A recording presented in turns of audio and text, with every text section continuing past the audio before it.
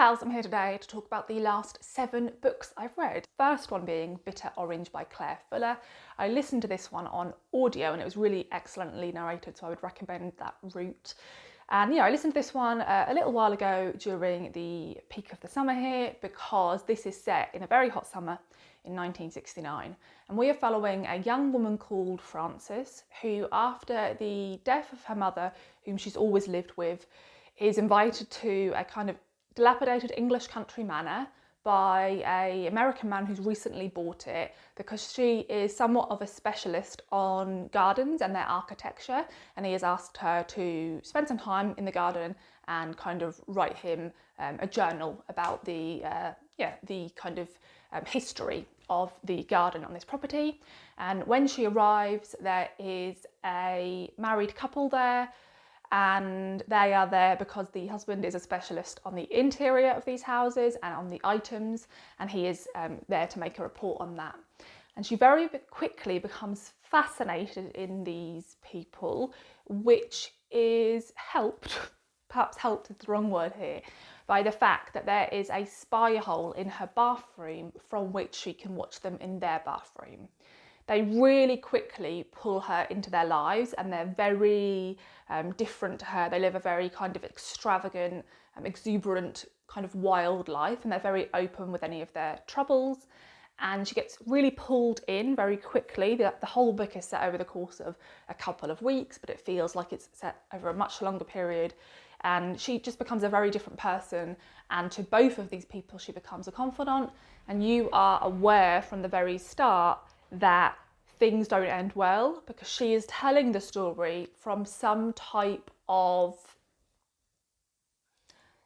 place which she appears to be dying in, and a vicar she knew from that summer in 1969 is visiting her and trying to get her to be honest about what exactly happened that summer. And so yeah, you move through the summer and then you also find more about where she is in the present. This is the 3rd Claire Fuller book I've read, and I think I'm actually reading them in publication order. And this is my favourite of the 3, but still only kind of like a 3.5 star read. I think Claire Fuller writes beautifully. I think if you enjoy really descriptive writing that is very much aware of its environment, whether that is like the interior of a house or whether that's the natural world, she does all that spectacularly. Her books are very British and they have a sense of the kind of lost grandeur of Britain. And I think, at least in this book, what I really notice, and I think this is purposeful in terms of the life Frances is leading, is that it's 1969, but it doesn't feel like 1969 in terms of the way Frances has been raised to be. She's very old-fashioned, very prim and proper. So yeah, I really enjoyed all the writing of this. There's not really anything I could critique about that.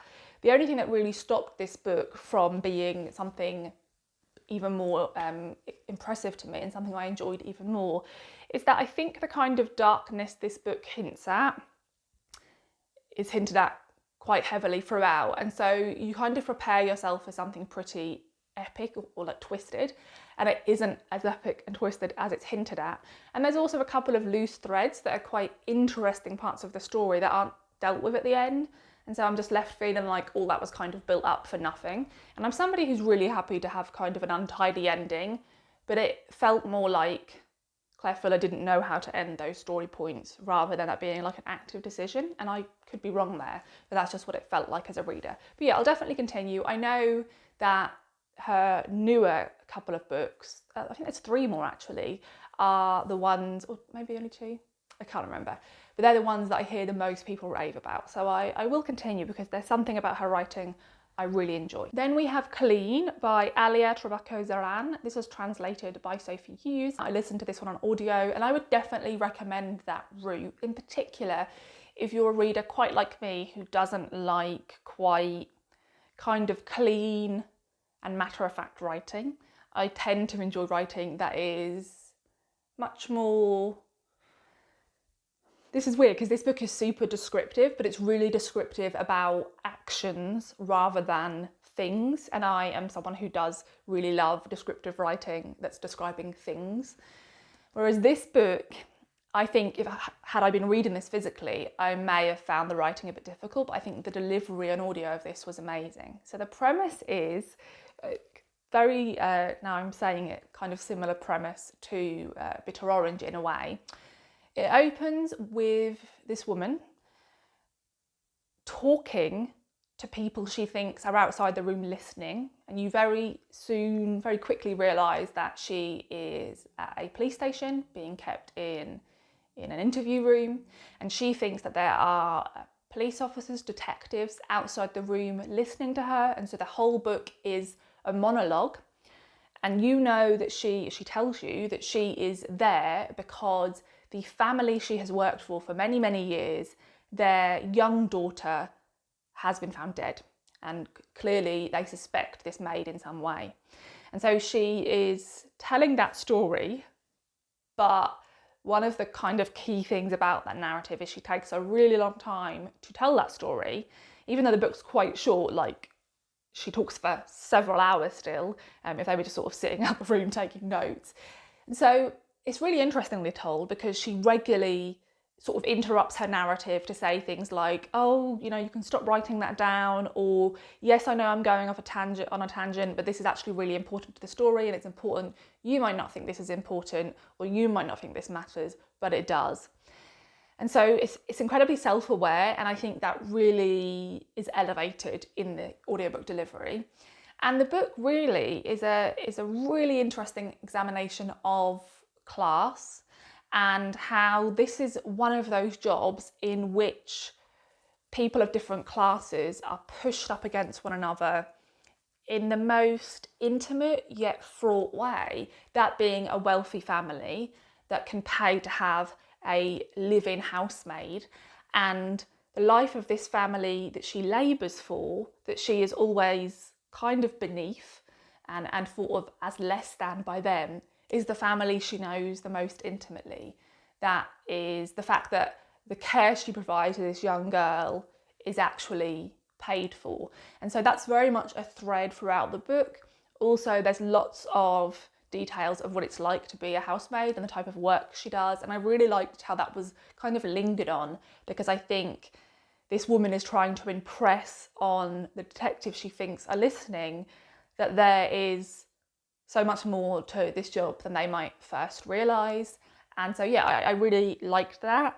I do think it's one of those books that builds and builds and builds. And again, it maybe leads you to think that the ending is going to be more epic than it actually is. Actually, this book is much more a sum of its parts than a book that kind of builds up to this crescendo, which is kind of what I was expecting. So I enjoyed this book. I think it had a ton of interesting commentary. I think it had a really unique voice and perspective.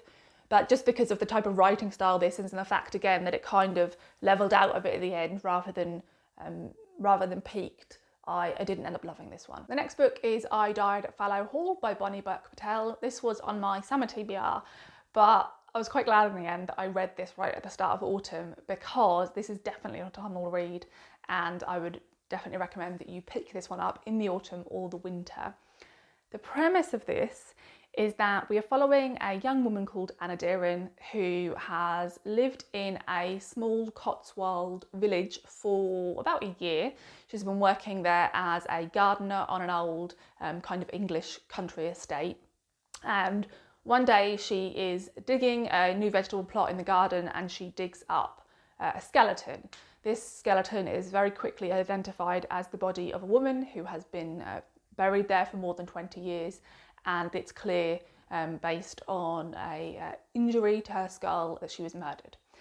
And so this book is about Anna's life and her kind of deep interest in finding out who this woman was. She feels really saddened by the fact that this woman's been there for all these years, and like nobody ever reported her missing. She's completely forgotten. So there's lots of commentary within this book on lots of different things, and one of those things is violence against women, and the type of women who perhaps are working class women who are really kind of easily lost and or forgotten. So I think that was handled really well. And another big part of the book is about the detective inspector who is leading the case, He has recently moved to the village from London, and he feels a bit lost in this village for a few reasons. One is that he is grieving the loss of his mother, who he had a brilliant relationship with, and he has a very fraught relationship with his father, who is now one of the few family members he has left. The other is that he is of Indian descent, so he's one of the few people of colour in the village, and that's something that is can be quite difficult to deal with in a village of this nature. And the other is that he worked on a much more violent crime unit in London, and so this kind of sleepy Cotswolds village just feels very different to him. And these two characters come together throughout the course of the book and try and figure this mystery out. There is kind of romantic feelings between the two of them, which I thought were handled really well. And in part, this book is like a cosy crime. There's lots of things I love about this in terms of coziness. Like, Anna's life is kind of idyllic in a sense. She lives for free in this country cottage. She grows flowers and fruit and veg, and she bakes seasonal cakes, and she takes it all to the Sunday village market to sell, and that's her income. And it feels kind of lovely, but also she has very few material possessions. She lives in a kind of a cold and very stark cottage. From the outside, the cottage looks beautiful, but on the inside, it's actually quite kind of sad and tired. And so, I think it has this kind of interesting commentary on that type of life. I think it has lots to say about class, about these old English country estates, about the kind of secrets that people, like upper class people and politicians in a small society, can have. There's also a lot of commentary throughout the book on racism and sexism, and I really liked all that. I really like reading what at its heart feels like a cosy mystery and gives you all those wonderful vibes, but also doesn't kind of feel like empty of any like nutritional value. Like, I think all that commentary was really well handled, and there was a really good balance between those two things. It has kind of like Midsummer Murders vibes. If you're British, you will know what that is. So I really enjoyed this, and I will say that the writing style is like super autumnal. This is the opening paragraph. Upper Magna in autumn is a world purified by fire. The leaves are a blaze of forest and crimson and sweep across the landscape, reaching up to the sky from skeleton fingers, carpeting the paths underfoot. Against the burning, dropping leaves, the air is fresh and cold. Behind such clarity, there is the faintness of wood smoke and sweet rot. Everything is clean, stark, beautiful, not in its beginning, but its end. So there's loads of really lovely writing like that. So I really enjoyed this. I think the ending is definitely too neat, but this is like a cosy book. And there is a part of me that really questions kind of one of the central parts of the mystery. And it's something I'd quite like to talk to somebody else who's read this book about, because I don't know if I'm just being a bit too mean. So is it perfect? No. But is it really good at what it's setting out to achieve? Yes. And if you like the sound of it, I definitely recommend it, and I'll definitely read any other books she brings out. The next book was also on my summer TBR, and I picked this one up in the last week or so, and that is Revival Season by Monica West. I've wanted to read this one since it came out a few years ago, because it is a coming of age story focused on a 15-year-old girl, which is just something I love. The premise of this is that we are following 15-year-old Miriam, who is the daughter of a very respected Baptist preacher. And the book opens as they set out from their town in Texas to travel for revival season, where they travel around the American South, and their father preaches, and hundreds of people queue up for him to heal them of their diseases or ailments. And as the book opens, Miriam is hinting at the fact that something happened the previous revival season, where their father not only failed to heal somebody, but was quite violent and was witnessed being violent. So she's concerned that this revival season, things may not go well, and they certainly don't. And a large part of this book, which is explained in the blurbs, this is not a spoiler, is that Miriam starts to realise that she may have healing properties, and perhaps those healing properties are stronger than her father's, and that's something that her father would completely abhor, because he doesn't believe that God would bestow healing powers on women, and he is very domineering and really controls the household under an iron fist. And you realise throughout the book that he is of quite a violent nature, and that kind of escalates. So yeah, definitely avoid this book if you don't want to read any domestic violence, because there are quite a few scenes like that. Yeah, I thought this was like a solid coming of age story. I think that where this book ended, I get why it ended there, but I would almost like to have seen like a little bit more. This is a strong debut novel. I'll definitely pick up whatever she writes next, but it didn't like blow me away. But if you enjoy coming of age stories, I would definitely recommend it.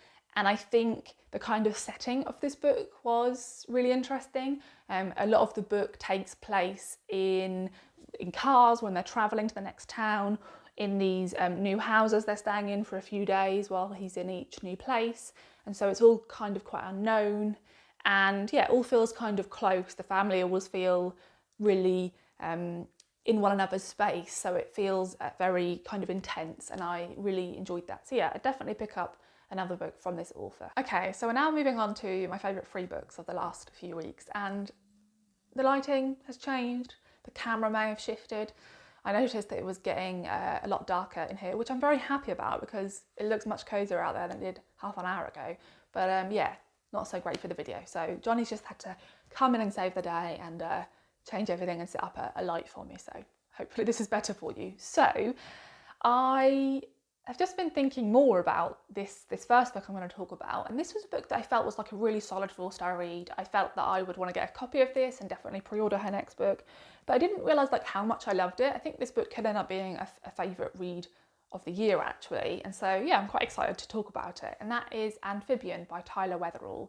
So this is another coming of age story, but this one is quite dark and is definitely dealing with quite difficult topics, so I'll sort of discuss those as we go. So the premise of this is that when this opens, 11-year-old Sissy has moved to a West Country village with her mother, and you very quickly get the sense that they have moved quite a lot, and they've actually spent some time also homeless, sleeping in their car. And you realise that Sissy hasn't seen her dad in quite a long time, and she's not sure he even knows where she lives anymore.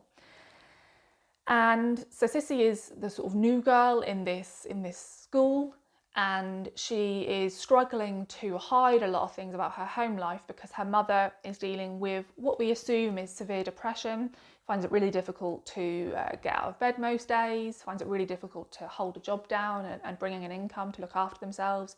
She also has kind of this compulsion with cutting words out of whatever she can find and sort of crafting these poems, and that's all over the house, so much so that they can't really even move for all these bits of poetry. And yeah, Sissy's mother just kind of forgets a lot of things and isn't particularly reliable, but she really loves Sissy, and she's definitely a character you're rooting for. You want her to be well. And so Sissy's trying to hide all this because she's fearful that if people find out the type of life she's living at home, she'll be taken into care. And when she's at this new school, she really admires this girl in her class called Tegan, who is very wild and carefree and vivacious and loud and very confident and really kind of daring. And she, kind of starts to observe Tegan. And one day, Tegan sees Sissy hit a boy, and they sort of form this friendship. Now, initially, this friendship takes place only outside of school because Tegan ignores Sissy at school and pretends they have no relationship with one another.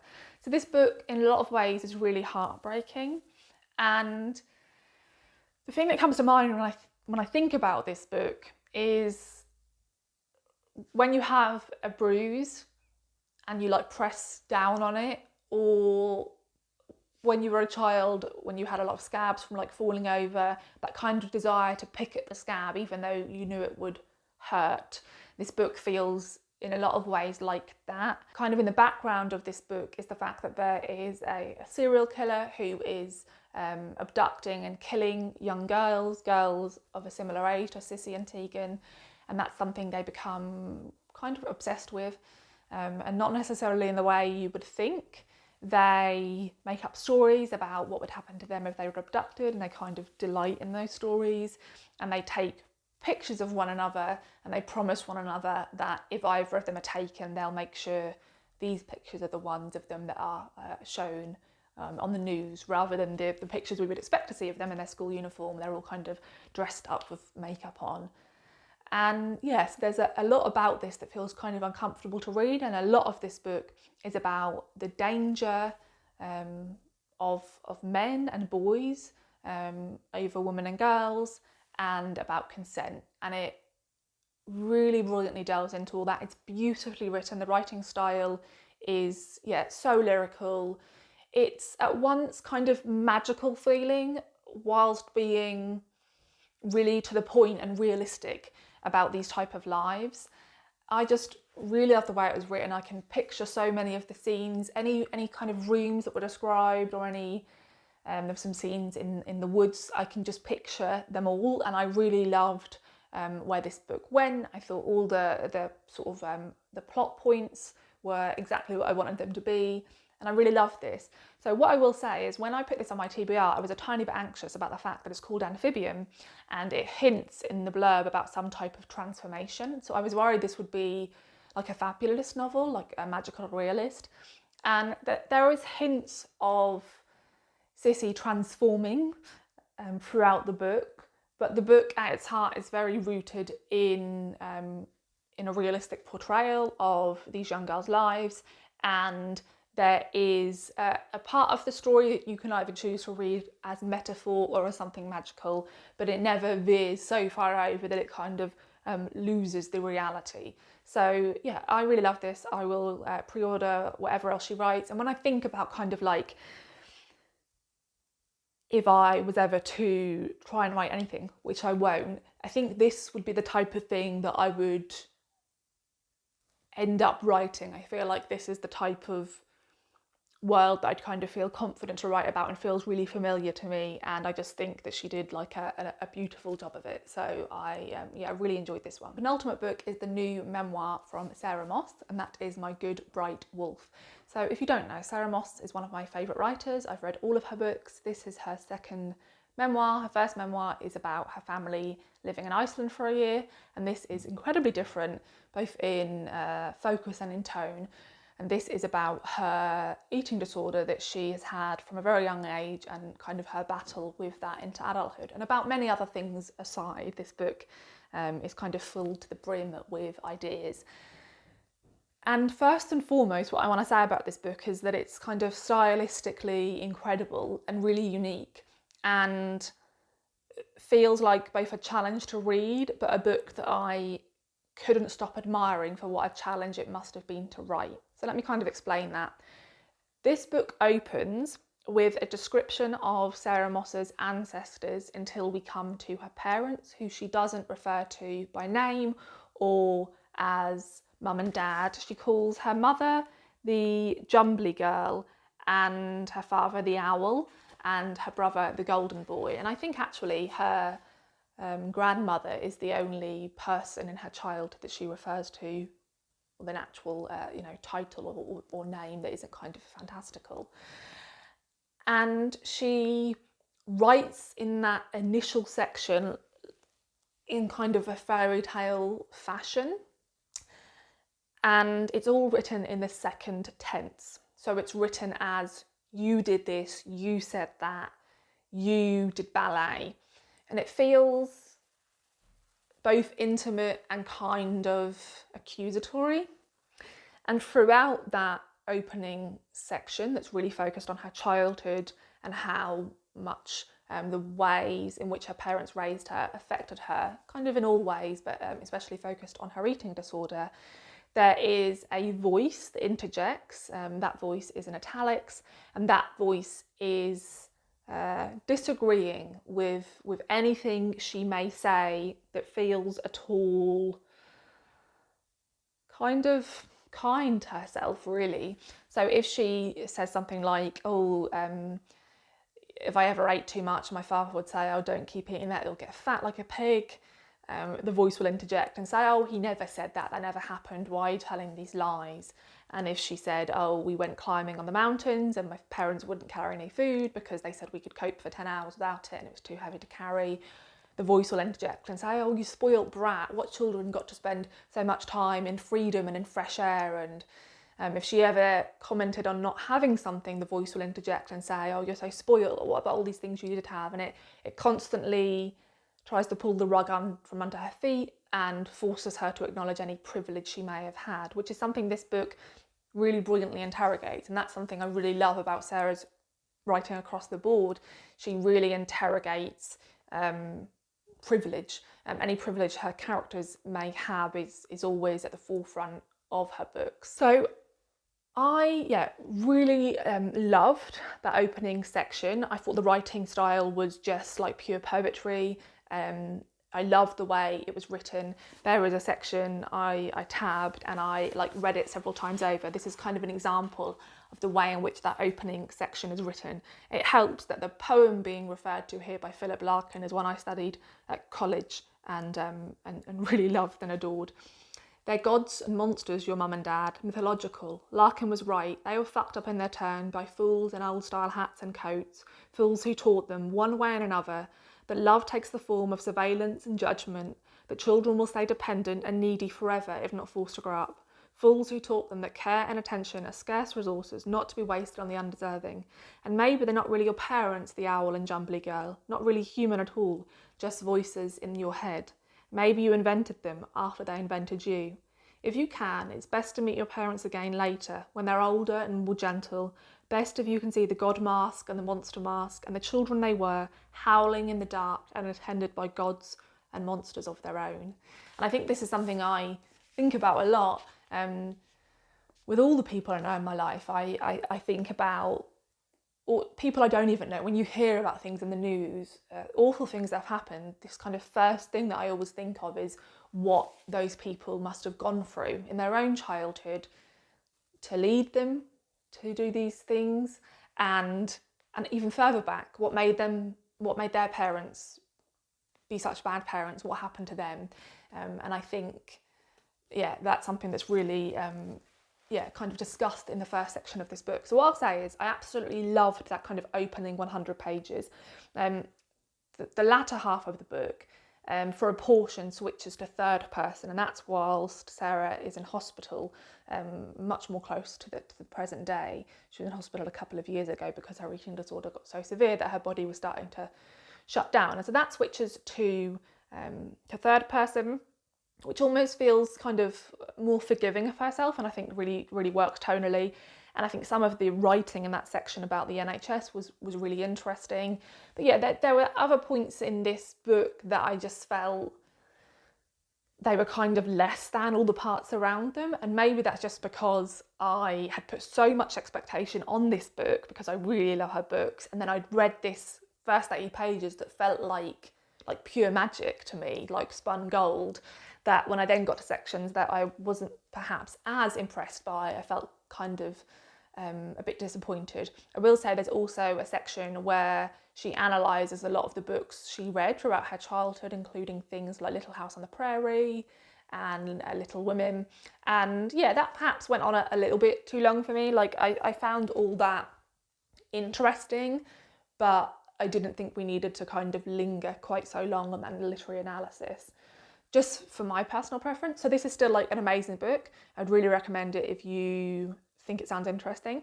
But for me, the first section was definitely the strongest section for me. And then finally, we have The Coast Road by Alan Murrin. This is the first book I've read off my autumn TBR, and I've started with a bang. This was a 5-star read from me, which to be honest, I was expecting because I've heard so many of you rave about this one, both other videos from booktubers and people in the comments and people telling me how much I will love this one. And I completely did. I listened to this one on audio. It was brilliantly narrated. I kind of found reasons to listen to it. I did more baking and I cooked more complex dinners than I would usually have done, just so I could spend more time with this one. If you don't know, briefly I'll explain the premise. This is set in 1994 in rural Ireland, and we are chiefly following these two women called Colette and Izzy. Colette has recently come back to this town after leaving her husband to have an affair with another man in Dublin. She has come back to the town, has asked her husband to take her back. He has refused, but he's also refusing her access to her children. And this is happening just before divorce is legalised in Ireland, so she doesn't really have any kind of legal routes she can go to have access to her children.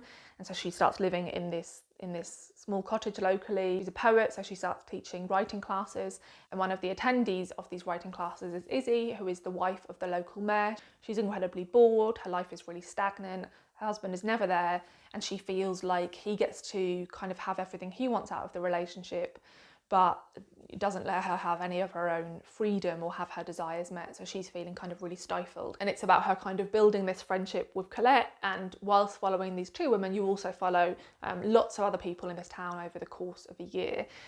This book is brilliantly written. It is an excellent examination of how trapped women who lived in this kind of time and place were, and how their choices were incredibly limited.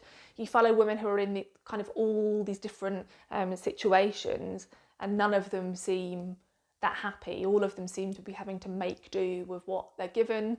The descriptions are brilliant, the writing style is excellent. This is written by a man, and I think the way in which he writes women is probably as good as a man can do. And what I'll say is there is quite a few relationships between sons and mothers in this book that are focused on, and I think I really got the sense from that he had a really special relationship with his own mother, so I really enjoyed all of that. And just the way in which this community was written about was just excellently done. And something I did want to note about this book is that it opens with Izzy talking to the police about a fire she's seen across the bay and how she knows that fire was purposefully set. And then you jump back in time and lead back up to that moment. And you know when a book is really brilliantly written because you kind of know what the ending's building back up to, but yet you forget and you're still shocked when you get there. I think that shows someone who's kind of at the height of their craft. And what I'll say is that I read earlier this year The Road to Dalton by Shannon Bowring, which is set in a small town in Maine in the 90s and follows this group of characters. And I don't think it's been super well read, but if you've enjoyed The Coast Road, you will 100% enjoy The Road to Dalton. So I would definitely recommend you pick that one up. So yeah, I love this. I'll definitely pre-order anything else from this author. And I would love recommendations for books you think are similar to The Coast Road. Because yeah, I just really like spending time with a community like this and kind of seeing how everyone's lives are kind of tangled up together. So yeah, those are all the books I have read recently. I would love to hear if you've read any of them or if you now intend to. And of course, feel free to let me know below what you've been reading lately or if you have any recommendations. Thanks for watching, and I'll see you in the next video. Bye.